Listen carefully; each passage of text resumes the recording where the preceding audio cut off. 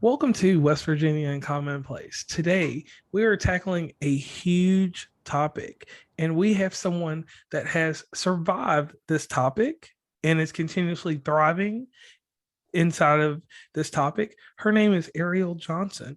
And Ariel, can you please tell everybody a little bit about yourself and why you're here today? Yes, of course. So my name is Ariel Johnson, and December 13th, 2007, I was in a car accident. I was in a coma for a month and a half. I had to learn how to walk, talk, do everything all over again. I had a brain injury. So basically, it's a traumatic brain injury. But what happened was I they had to do a craniectomy, which is they removed the right part of my skull to relieve the pressure because I was internally bleeding. I was on life support for about 2.5 weeks. So then they performed it, and I was in a coma for a month and a half, roughly about that time. And then when I woke up, I noticed my encaved skull, like literally half of my head was missing. So then I had to stay in the hospital for a little bit longer. And then come March 3rd, 2018, they put a plate back in, an acrylic plate. And I believe it's called a craniotomy. And people normally don't survive. Like the risks of brain surgeries, especially a craniectomy, the craniotomy, well, more of the craniectomy is to survive. It's like I'm a miracle. And I kind of forget that sometimes. Like I'm going throughout life and I'm just like I forget. But so then I went back home. I walked on graduation. I got a standing ovation, and then come July, I recovered pretty quickly physically, but mentally and emotionally, that took years. So fast forward to around 2012, 2013, I was at my worst. Like I was depression, suicidal thoughts, the whole 9 yards. So I thought of the idea of coming up with TBI me, which is I'm like thinking, I'm like, okay, there has got to be someone out there in this world that has a brain injury, that is going through what I'm going through. And I thought, okay, why don't I do a social media account? Like my mom's in marketing. I saw her doing um, social media and stuff, and she had the camera set up.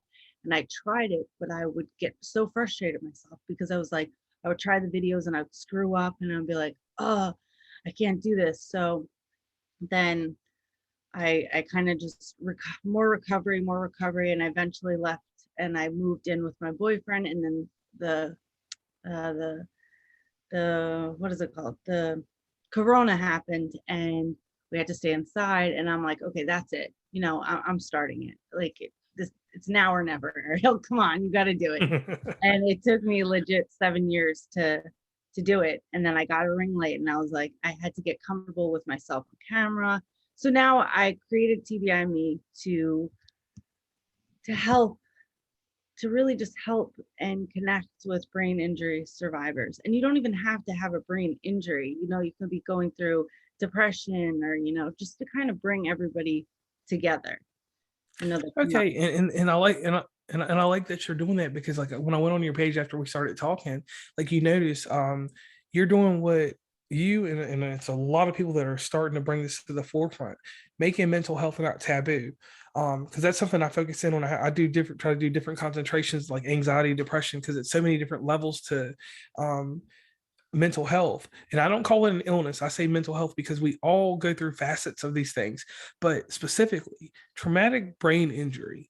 To the audience that necessarily would not know what that is, could you explain to them what that is? And you even gave me an insight in our little pre-call, like the first 4 minutes we talked before we even started this. You even explained to me that having a concussion, is a traumatic brain injury. So traumatic brain injury is basically like, now I'm not a doctor, right? I've just been through the ringer. So a concussion, I try to learn as much as possible as a TBI survivor, but a concussion is a form of TBI because you're hitting your head. And I've gotten a bunch of concussions when I was younger, and my cousins did, and I've noticed that younger children do get them when they're younger because they fall and they trip up. a trip and stuff. But yeah, so the more and more, like, I didn't know I met a lot of TBI survivors, and a lot of them were concussion survivors, where like literally they slipped on ice and they hit their head, and then everything changed. Their life changed from just hitting their head once on ice, or running down the stairs and they hit their head. And it wasn't, they didn't go and they didn't have to deal with brain surgery and being in a coma. Like it like that, like I don't think people understand, like, your head is everything, your brain is everything, that's how you operate. And just be careful, I guess, like, to your head. So yeah, so concussions are a form of TBI. And All right, so could you give us a little insight? And I know that you talked about this before, but just so the listeners can get a roundabout idea of who you are just a little bit more, could you tell us about the day before you had your accident? so honestly, I don't remember. So I remember, okay, I was in high school. I wasn't, I didn't, I wasn't, I didn't have any structure in my life. I was a 17-year-old kind of just flopping around, like following friends, like, drinking, doing whatever, partying. And then it's crazy to say, but I'm so happy that the accident happened to me. I mean, yes, I had to go through being on tons of pills and going through severe depression and like suicidal thoughts, but I'm so glad it happened to me, because if not, I would not be in the predicament that I'm, the situation I am in now, where I can help people. Because it's like before, I was just so, I didn't care. I didn't care about what I was doing. I didn't even know if I was going to go to college. This kind of set me, not to say like like you don't have to go to college to be successful, but I I didn't know what I wanted to do. So it's like the accident was a blessing in disguise, in the sense that it put me in a better direction. And it was like, okay, now you can go, you can start driving again. You can, you have you have a vision and a direction now, which is really cool, because I don't know where I would have gone if it didn't happen to me. So All right, and from that, obviously, you got this passion to educate people about mental health and things like that. And another thing, like you said earlier, like you started developing into doing these videos, and I noticed like as I got to see more of like your Instagram stuff, like you're in front of the camera now, like you're yeah, there, um, it's and you go ahead. so like it's in the beginning. I have so I to tie it into anxiety. I have really bad anxiety, and I'm not afraid to admit it, because it's like, why not? Like I'm realizing everybody, especially in today's age, has anxiety. Like, so being in front, I was so nervous about being in front of the camera, right? Because I have like deal with body dysmorphia, and especially because my incave skull. So this is where, so like, I don't know if you can tell, but this, whatever. So this is the in skull, and I was so nervous. I was like, oh my gosh, people are gonna judge me. I'm gonna be like ridiculed. And then I was like, you know what? I think I had a talk with my boyfriend. He was like, Ariel, just do it. Just do it. You're helping people. Like, just do it. So I was like, all right.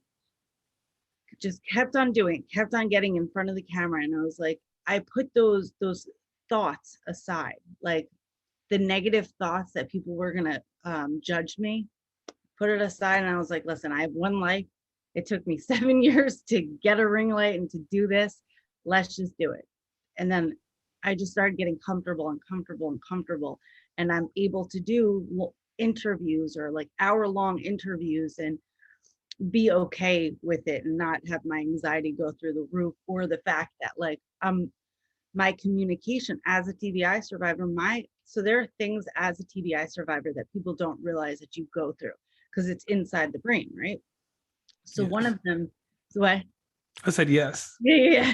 So one of them being communication, right? So I had such an issue with communicating with people. I did not know how to do it. So I didn't. I would stutter. I would like trip over my words and be like, oh, did I say the right thing? Did I, what's going on?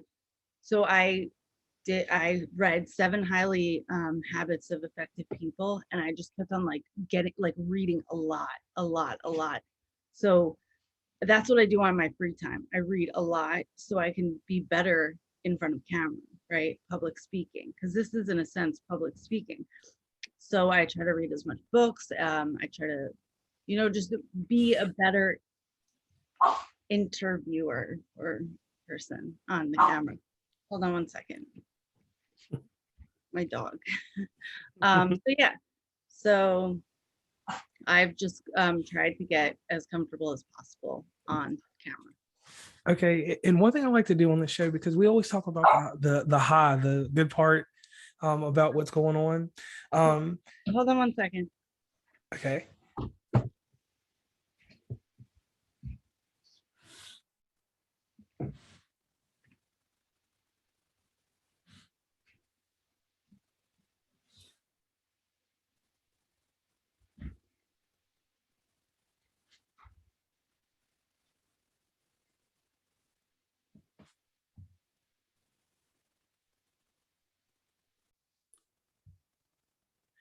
So Ariel, you get out here, you've got this new motivation, you got this new self-esteem, and you're out here and you put out your first video. What was your first disappointment from putting out your first video? I honestly, because Instagram, TikTok, you see all these likes and all these views, and these Instagram models, and they're getting so many likes and so many views from doing something completely different. And I'm like, okay, I had such bad doubts because I was like, nobody, like after I did my first or second video, I was like, nobody's gonna want to see this. No, I'm never gonna get like I had such negative thoughts, and I was like, because it's like mental health, like who's gonna want to talk about this, or who's gonna want to listen and view? And then lo and behold, more and more videos I just kept on putting out, and I was just, what, whatever. I don't care. I don't care if people don't like it. If I get one view, or if I get two comments that are genuine, I'm okay with that. Like my expectations were really, really high when I set my first or second video, and I had so many doubts. But then I was like, after a while, I was like, I don't care about the likes. I don't care about the views. I care if I'm genuinely connecting with people and helping people, because at the end of the day, that's all we are as human beings on this planet, is to give good energy. And I want people to just get good vibes when they see a video, and I want them to see vulnerable, like me being vulnerable and me being real, because you don't see that on Instagram or TikTok. You see a lot of fake facade, but no, this is me. This is I this is me. I can't hide the fact that what happened to me. I would rather just kind of like make it known, and whoever can learn from it or benefit from it, that's all I want, is to help people. So Okay, and I can see that, like, and that's like the whole focal point of what everybody should do when you're out here. It's not about a like, it's not about getting trajectory or becoming viral. It's about the actual point of helping someone, because you could be the difference in someone improving their life or not improving their life. And I'm not saying death or anything or suicide. I'm just talking about actual productivity in your life, because that's something that's a misconception. People think that you build yourself up and you get great and you're awesome every day and all the time. No, you help someone build up on Monday because of your video. On Tuesday they may be a little down, they watch a video again on Wednesday, and you're good to go. So that that's the kind of stuff there that you really, it builds you up and keeps you going. Now let's talk about anxiety real fast, because we're going to just jump across everything. How has anxiety increased in your life since your accident?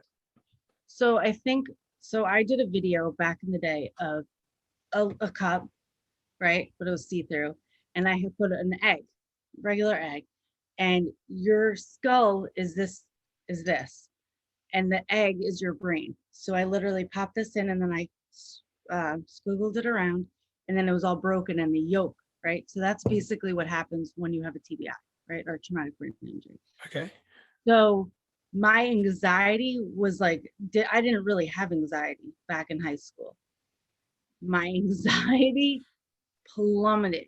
Like it went from here to here. So it's like, I worry. And also my anxiety, because I had to relearn how to do everything all over again. Now I'm talking about a lot of things were foreign to me, but a lot of things I remembered. So it was really weird. So it's like watching a show all over again, or uh, how do I say it? Like doing things like brushing my hair again, or like I would have anxiety that I didn't do it correctly.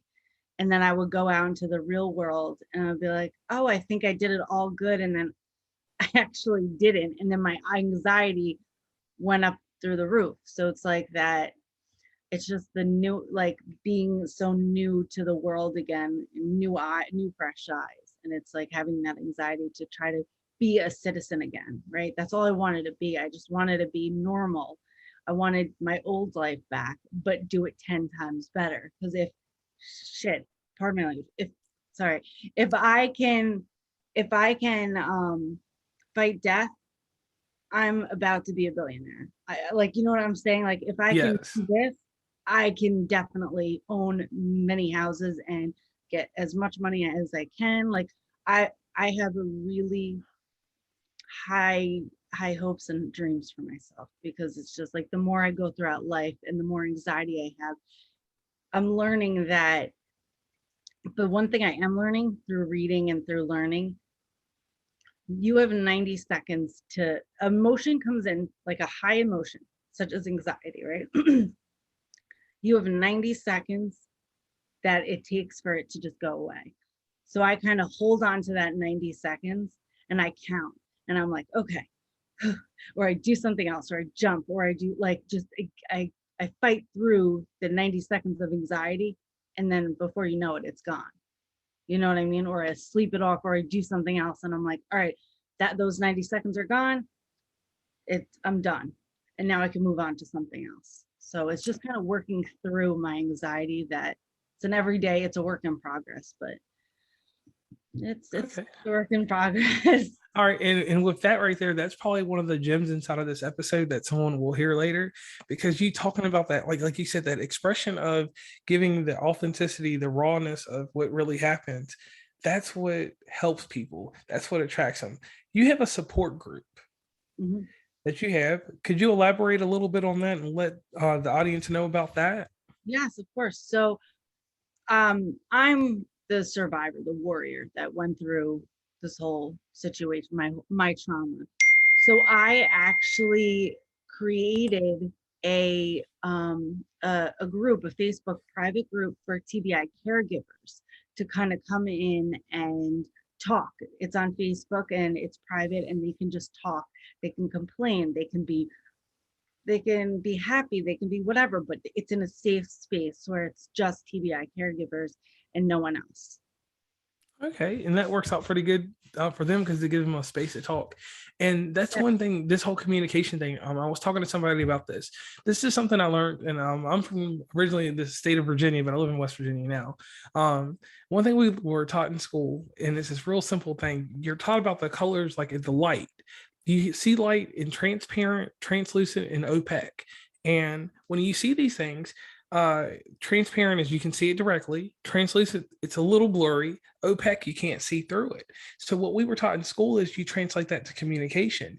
You have to be transparent with some, translucent with some, and then opaque are usually the people that you necessarily don't get through to at that moment, but you still have to talk to them all in the same manner. But you learn these three different people. And once you learn those three methods of communication, no matter what you do, you can tailor certain things to certain ones at certain times, because you're not going to reach every single person with your message at once. But No, doing your message in three different ways, kind of, so cool. And that also kind of goes into setting healthy boundaries, right? Because yes, like, I don't know if you're familiar with narcissists, like yes. narcissists in the world, but one of those, like opaque, is like you said, opaque is you can in a sense gray rock them, show no emotion, right? so that you can go as far as being as transparent as possible to then just gray rocking and just being like, okay, and understanding you're dealing with this kind of person. You know what I mean? Showing no emotion, showing no reaction, and processing what's coming to you and just being like, okay, I'm not going to react. This is, you want a reaction, but I'm not going to give you one. So that's how, in a sense, you can be okay. Sorry, just that Yeah. in. Well, I know that's great because, like I said, it's just the experience that people get, and like someone like yourself, when you do these messages and all this stuff, you're looking to see what's going to be long standing and what's going to hold up. So, with you inside of your messages, what would be the long standing message that you want to give to everyone in these categories? so to just always be kind. You don't know what someone's going through. You could be on a subway and they could be just having a bad day, or it's not even about that. It's just being about. Sorry, that was my dog. You can, so you can. It's just about being kind to people because you don't know what they're going through in their head or through anything. Like, just be nice to people because you just don't know what they're going through. Okay, so now we'll do a little scenario real quick. So you've gone through, you've done your videos, you're helping out with your support group. So what is the next thing for Ariel Johnson? What is the next platform you're going to jump on? I would love, love, love to do public speaking, like at, um, like to speak to mental health professionals, or even just speaking on a stage to many. And for my book to do really well. I'm writing a book as well, about my experience, and it dives a lot deeper into my trauma and stuff. And it's also trauma based, so it's taking a while. But as I'm going through life, it's really cool. Like, I'll have moments where I'm like, okay, I need to write that down in my book, or I need to do a video. Because like everything you see is real. Like, what I go through with in life is what you're seeing. Like, I'll do a video randomly and I'll be like, I'll be at the laundromat and I'll be like, all right, I need to do a video on this. And then I'll just do it. And then I'll be like, okay, I got to write that in my book. Right. And then let's talk about behavior in my book. And then let's do it on. So yeah, I just want to, I'm working on my book and then mainly public speaking once my book comes out. Okay, now with this book, anybody that writes a book usually does two things. It's a self-care and it's a self-help. Because as you're writing it and you're seeing it, we both know this. There's different contexts. Like when I hear something versus when I see it, in a written form or in a physical form, it does different things. It stimulates different things inside my mind, different emotions. So what was the first reaction when you first put the pen, or if you typed it, however you did it? What was it like to put the first page of this book together? So because I don't remember, I was told everything, um, from what first initially happened. I texted my sisters and my parents and I was like, hey, who's willing to talk to me about what happened? And my sister was like, I'll do it. And then I actually I talked to my sister video, like FaceTime, and I Yes. recorded it. And I basically just extracted all the audio in written form about what she said because she just went so in depth of my accident because I don't remember anything of it. And then I just went from there, what I could remember. And then I think that's how it's going to start, explaining my accident through my sister's eyes. And then me elaborating from it because it comes from like a point of like rawness because you're hearing it from her and you're hearing it from her point of view and you're not hearing it from my, and then eventually it's going to go through my perspective, but you're going to read what really, really happened. And then I'm going to elaborate off of that throughout the book and my Okay. perspective. And in this process of writing a book, because now you have a new title, you're an author. Mhm. Um, when you do finish this book, which it could take time or it could be real fast, just it depends on if you get writer's block in between. Yeah. Um, who's the first person you're going to get to review your book or edit your book? Is it going to be your sister? Well, I'm actually, it's going to be my family. It's going to be my boyfriend, Taekwon, and then my sisters. So it's going to be everyone. I'm going to have like a sit down, like You know how they have like music session, like where they Yes. listening parties. So it's gonna be like that, and I'm gonna give everyone a copy of the book once it's edited out by an editor, and once it's in like final form, I want them to first read it, and I want to hear their reactions because they're my support. You know, like everybody has a support group. They're my support group, so I need to get their a-okay from, you know what I mean? Like not their a-okay because I know I can, but I want them to approve of it first, and then I'll Go get from there. yeah, and then I'll go from there and let the world see. All right, so I have a topic I want to talk to you about because some people, and this is a mental health topic that people like, it causes arguments, like, and people get really enraged about this. And it's this famous phrase called codependency. Mm, I'll give you my take real quick. People say that I admit that I'm codependent on my co-host. She's also my girlfriend, Stacy. She helps me. She helps me through my vices, like when things happen, and your boyfriend obviously helps you. But they say I'm codependent on her to handle my emotions. But I say this about codependency. Um, and I'm not talking about like the aspect of someone being single and not having people. I'm just talking about just having someone there to help you. It doesn't matter if it's a boyfriend or just a friend or mm, whoever or non-binary, whatever you do. Um, the thing is like, how do you feel about codependency? My thought is this: I am codependent on someone else sometimes to handle certain things that I'm necessarily not going to handle that well, and that codependency is mutualistic because if she needs something, I'm there for her. like okay, so my view on that is yes, I can be codependent 1000%, and but that's the whole point of a partnership, right? Because it's at the end of the day, it's a relationship and it's a partnership. If it's bouncing off of each other, right? It's the energies. So if you fault in something, your emotions, she can help you with that. And that's okay. And I think this goes into society. Society thinks that it's okay to have a say in your relationship, like that codependency, when it's like, no, if you're a whole person and you can, do things without her, then I don't think you're in a sense codependent. Like I don't I think a partnership is a yin and a yang, right?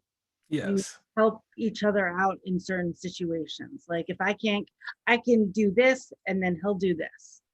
Like he'll walk the dog and I'll, pick up the poop. Or like, you know what I mean? Like little things, you help each other out. And Mutualistic things. yeah, yeah, it's a partnership and it's a friendship. That's the bottom line, because you can't Yeah. be perfect. I'm certainly not perfect, and he's certainly not perfect. So, but we work really well together, and yeah, So we can pretty much say like that you agree like that there is some type of codependence we do develop somewhere with someone in our support group. of course, because you need that as a human. You need that dependency, but it's when it's taken too far. Like a little is okay. Life is all about balance, right?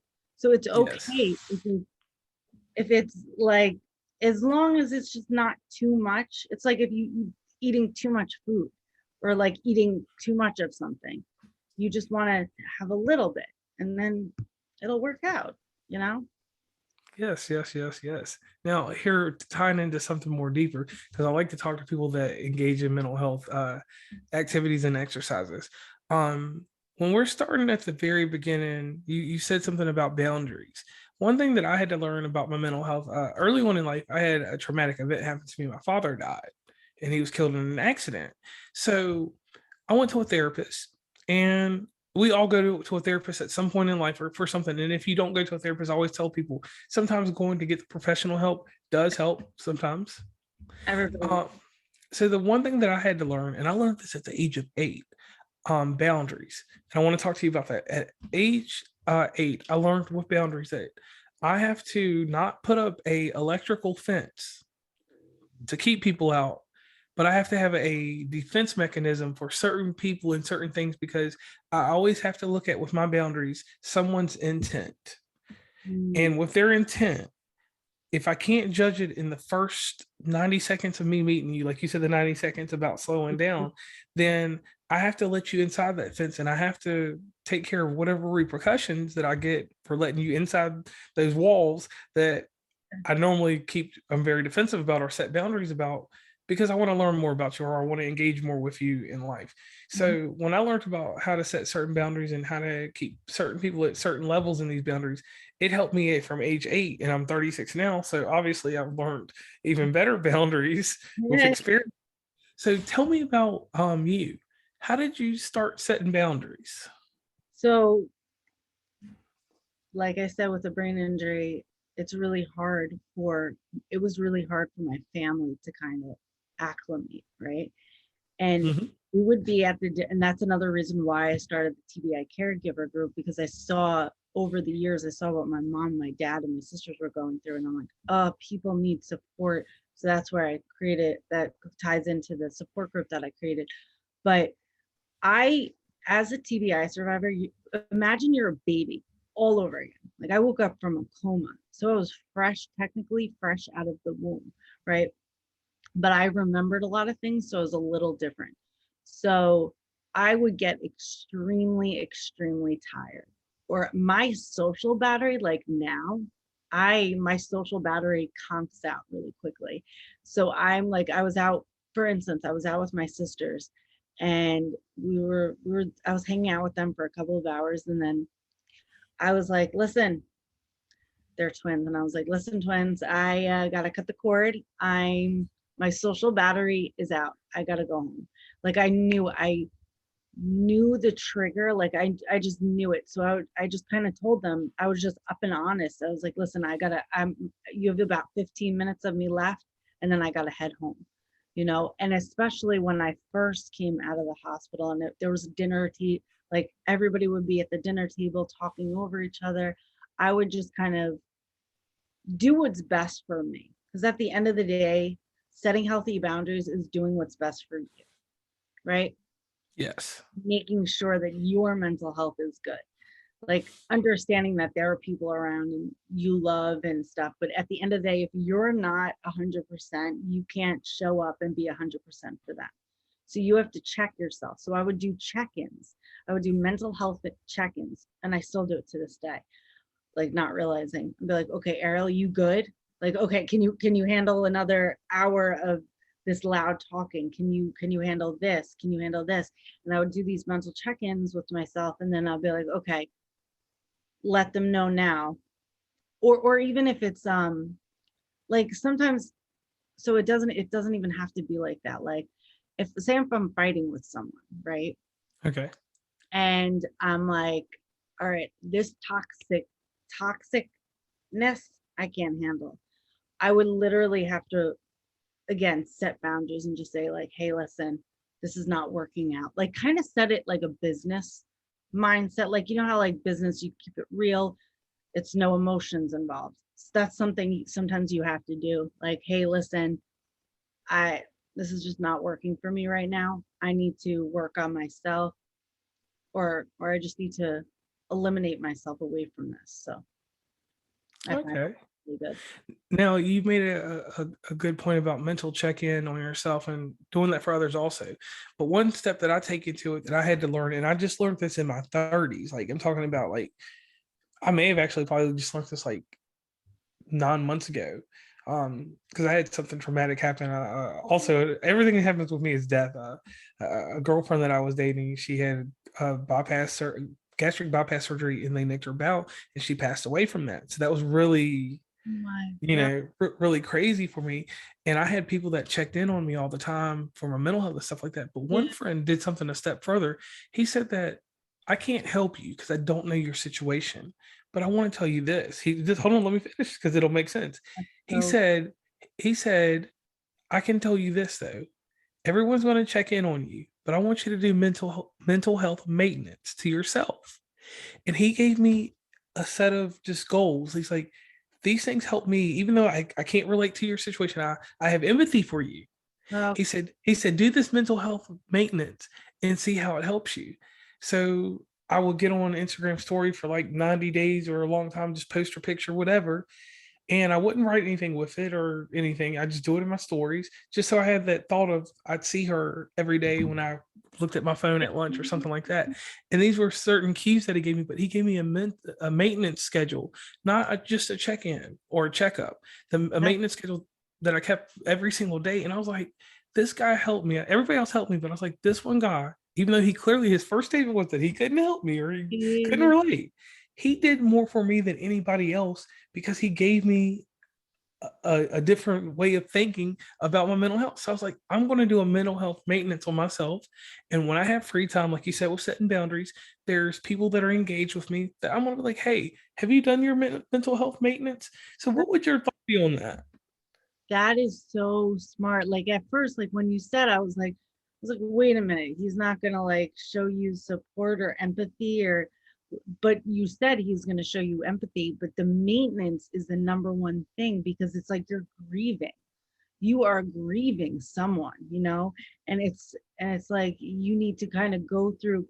Like I feel I saw Janae Eiko. She had explained that life is a feeling. It's a feeling journey, right? It's a feeling process. So it's like feeling grief and feeling it out and cycling it out your body and understanding, like doing those maintenance checks and being like, okay, today I feel really still sad, but tomorrow maybe I'll feel this way. And it's just like talking to yourself and letting feeling these things out, whether they're good or they're bad. And I think that really helps with the maintenance thing rather than trying to fight these feelings that come into view. You know what I mean? It's like, because I feel like if you don't grieve now, it's going to show up in your life in a different way. Whether it's like, because you have stored trauma, because okay, if trauma happens to you, it's stored in your body, right? So that's why they say to do yoga or to do exercise to release that physically stored trauma, especially yoga, which is really good. So, and I tried that, and it was a good It experience. worked pretty good. Yeah. So so like just like you said, and you actually do a mental health maintenance on yourself, like what you said, and how you direct certain things, like the cause and effect.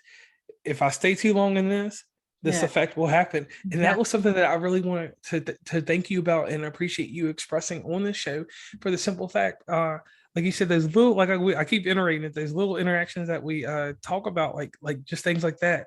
It relates and it helps the mind and it helps you de-escalate things. The problem that I had in life, and I'm going to ask you about this, I compartmentalize things. I used to put things in little boxes and put them on a shelf in my mind and not deal with them. So how do you break that? How did you break compartmentalizing things? Understanding that it's you literally you have to you have to make it a habit because it takes 21 days to make a habit, right? So every day kind of write no write it down. I find writing everything down, whether if it's on a piece of paper and putting it under your pillow, like my goals, I put it on, I would put it under my pillow and my goals would come to life. But it's writing these things out, writing these emotions instead of keeping them up here, because then you're going to explode. You're like, one day you're going to have all these emotions and these compartmentalize all these things. And one day it's going to just get to be too much and you're going to explode. So I like to write things out or even talk them out, like when they happen, like through my videos. I find that's really easy. Or I talk to, my boyfriend, or I talk to my grandma, and I just kind of like let it out. Because if you keep it in, you're going to just become a volcano, and you're just gonna like freak out one day. You know what I'm saying? Like, just write it down and like put it in boxes. Like write out what's bothering you in each box and say, okay, today I'm going to focus 10 minutes on this box and I'm going to write everything. I'm going to write bullet points down on just this box. I'm going to focus on just this box and get it all out. You know what I mean? So you can set a timer for 10 minutes to work on just that box. And then the minute you finish it, yeah, it's out of your mind. It's out of sight, out of mind. You're done with it. Goodbye. Just like I say, my grandma's favorite famous phrase, it's like putting your hair in a ponytail. It's all behind you. Exactly. Exactly.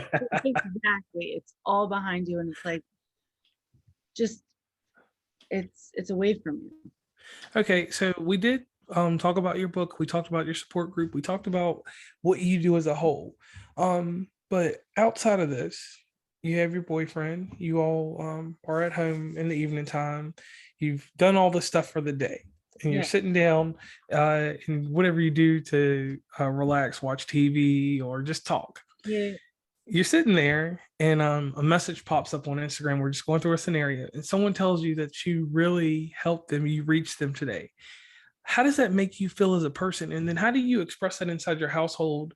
Because we don't, we as people that help people, we don't look for gratification through someone saying that we helped them. We get gratification just knowing that we're putting out that knowledge or that experience. So how does that make you feel, and how does that translate into your household?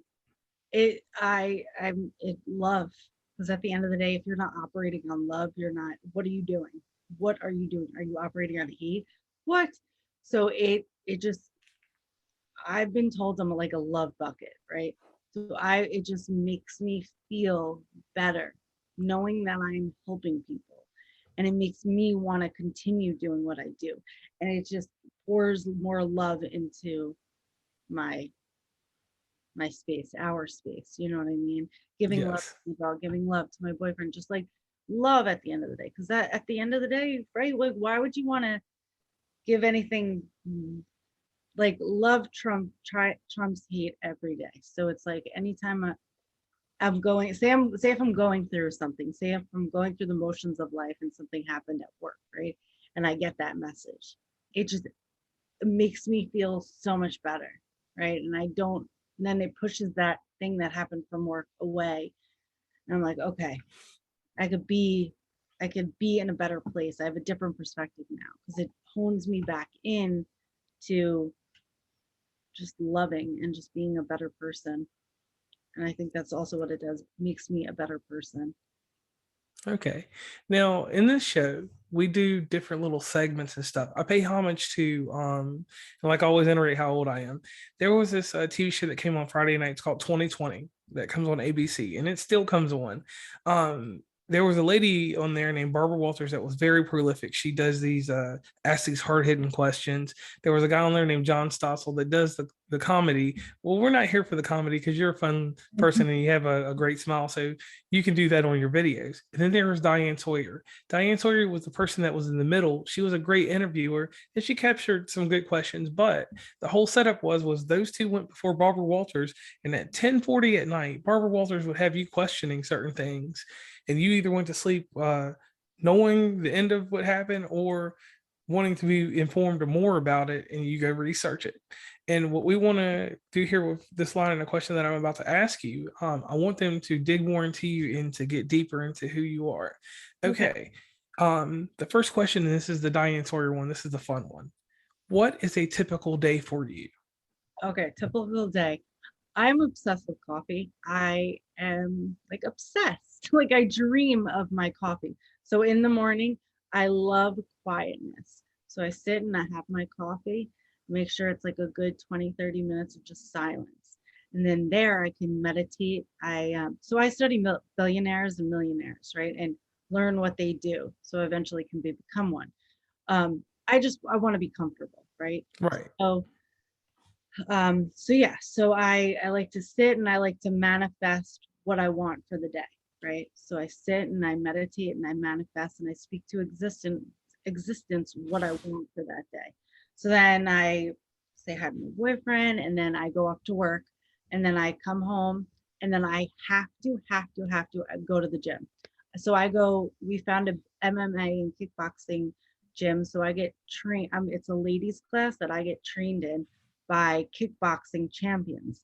And it's an hour of like intense workout. And I come out sweating and I feel that I it's so intense and so good for my mental health because if I don't do it, I didn't do it for a week because I had to watch my sister's dogs and I was Mhm. literally going crazy and I was had such a short fuse and whatnot. But the minute I got back to it, I was like back to regular Ariel and I was able to move and groove.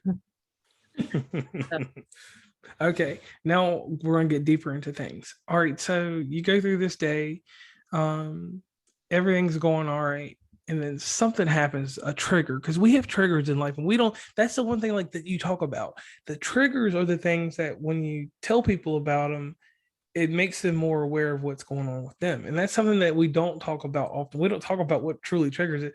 We'll say, I got depressed, but we won't say why we got depressed. We'll just say, I got depressed. This is how I dealt with it.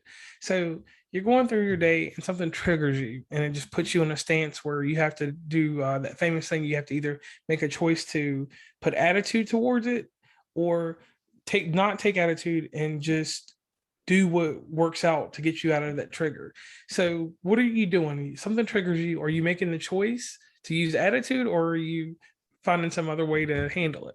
Okay, so 9 times out of 10, I've learned if it's another person triggering me, it's something that they did, right? And that it has nothing to do with me. Anytime a person does something to you, or say if a person comes into the room with a bad attitude, and you're like, oh my God, and that makes you question, and that's the trigger to start your bad day. First of all, I check myself and I'm like, hold up, that has nothing to do with me. Their bad attitude has everything to do with them, and they're projecting about themselves and what they have got going on. So I start with that. I literally talk to myself. Number two, I go on a walk, right? Say if it's something that bad happened at work or not, but not bad at work, but um like I'll excuse myself, or since I'm a nanny, I will just literally put the kid in the stroller, put the child in the stroller and go for a walk. Because that I find that really, really helps, like releasing energy and that negative energy. Or then I will call someone. I will I'll talk it out, or I'll listen to a podcast. So I'll find that I'll pinpoint the trigger and talk myself out of it. Like, or I'll talk to someone about it and I'll be like, okay, this is this is what really went down. And this is just not me being crazy. So yeah. Okay. Okay. And I like that. I like that because once again, that's that rawness there. Now let's move on to the hardest question. Okay. And this is a question that like I developed this question because I had to ask myself this one day. Um, we go out here in the world and we help people. And a lot of us get put in that category where we will do way more for others than we'll ever expect for anyone to do for ourselves. So you said earlier that you have a quiet time at 20, 30 minutes or so in the morning. Is that the time that you do the self-care for yourself? Because when you're helping the world, sometimes you forget to help yourself. In certain instances, we always do things and they help us, but personally, just talking about your personal time, that 20 to 30 minutes in the morning, is that your time to rebuild? That's actually a really good question. I think I kind of don't give myself enough self-care. So like in the afternoon, I maybe give myself like another 20 minutes. But when I'm at the gym, I find that to be my self-care, because I I am like I'm talking to no one. I'm working all this stuff out of me. It's all that toxic stuff that's releasing from my body, and I'll literally talk to myself because it's a mirror, and I'll do the exercises, and then I'll kind of just get it all out, my anger and stuff, and that's my self-care.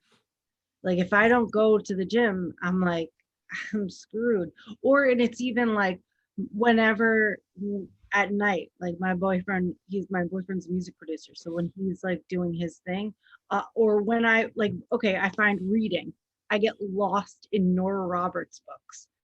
she Okay. she's an amazing she's a bestseller, I believe, and she's just an amazing romantic. um I just get lost in those books, and that's my self-care. Like I read at least one book a week from her, and I just get lost in it. And it's like that's also my self-care. So anytime I'm reading, I love it. So, Okay, and I like that because you're telling us about yourself, and like that's the one thing like that I love about doing these podcasts. You get more personable, you get more authenticity, like because we see the videos and all that other stuff, but that yeah. question, no one may ever ask you that question again. And I'm glad to hear like that you take care of yourself. And you said that you don't do it well, but your mental health maintenance just clicked in. So Yeah. you basically got it going there. All right. So Ariel, as a lasting effect on this show, because these things are submitted and they go on forever, I would like you to do this real quick. There's a billboard Okay. in a city. I'm from West Virginia and I travel everywhere. You can catch me in New York, New Jersey, wherever. Your billboard is going to be in Freehold, New Jersey, because that's the city that I'm in love with right now. Freehold, New Jersey, or Okay. we do Tom River or even Asbury Park. That's a better place because you got a beach. So you're at Asbury Park and they see a sign and it has Ariel Johnson. It has your face, your bright smile, and everything. What does that sign say? Oh, uh, I want to kind of just, I know this is crazy, but I just kind of want to go back and just be like, always be kind. Like I know it sounds so repetitive and so, but it's like you can choose to be mean. Like people can choose to be mean, but you don't have to. You can choose to be kind and realize, spread positivity. Always be kind and spread positivity, because this world does not have enough of it. Okay. Now, let me give you something. I always give everybody a testimonial, and some people I give gems to. So today I'm going to pass along something to you. There was a man named Charles Swindle. He wrote a very famous phrase, poem, or whatever. It's called Attitude. And it goes like this, and it's real simple. The longer I live, the more I realize the impact of attitude on life. Attitude to me is more important than facts. It's more important than the past, than education, than money, than circumstance, than failures, than success, than what other people say or do. It is more important than appearance, giftedness, or skill. It will make or break a company, a church, a home. The remarkable thing is, we have a choice every day regarding the attitude we embrace for that day. We cannot change our past. We cannot change the fact that people will act in a certain way. We cannot change the inevitable. The only thing we can do is play the one string we have, and that is our attitude. I am convinced that life is 10% what happens to me and 90% how I react to it. And so it is with this, we are in charge of our attitudes. And I want to give you that gem for the simple fact that you go out in the world, you're a positive figure with so much negativity around you. And it's so hard to blanket yourself to be positive, to break out into that strong armor like Superman, Wonder Woman, or any of these characters, and to do that and to keep a straight face with it, and then to turn off that camera, to turn off that phone, to stop that conversation and go into yourself afterwards, because this is what we don't talk about afterwards, and say, hey, I feel good, I feel bad about myself, but I feel good about what I just did. You go on with life. So that's one thing I want to commend you on and thank you for, because we don't give everybody their flowers or that pat on the back that you should. So going forward with that little phrase that I gave there, you already do that. Yeah. You already passed that along. But that's one of the greatest reference that I was given that at the age of 9. And I followed that. Can I actually, that's crazy. Can I elaborate on what you just said? Yes, ma'am. I went to a Kanye West concert a couple of months because I'm obsessed with Kanye, Jay-Z, whatever. So I went to, I forgot, I think it was the Glow in the Dark tour, and he had those booklets. It was like the last day of his Glow in the Dark tours at Madison Square Garden. He had that same phrase that you just said: 10% is what happens to you in life, and 90% is of how you react. And that's in my book, I believe. And it's that I ran with that. I remember seeing that and having that booklet in my room for the longest time, and always open to that page, because it's like, at the end of the day, you can react in a positive light or a negative light, and that kind of ties into always being kind. And I appreciate and thank you for what you just said, and thank you for giving that to me. I appreciate that. Yes, ma'am. And it's so crazy that with what you do, like that's what was so amazing. And when this conversation started, I got really deep into it because I was like, man, this is so positive, and it's something that will carry on beyond us because it's recorded now. It'll be released at some time, and the whole world will hear it.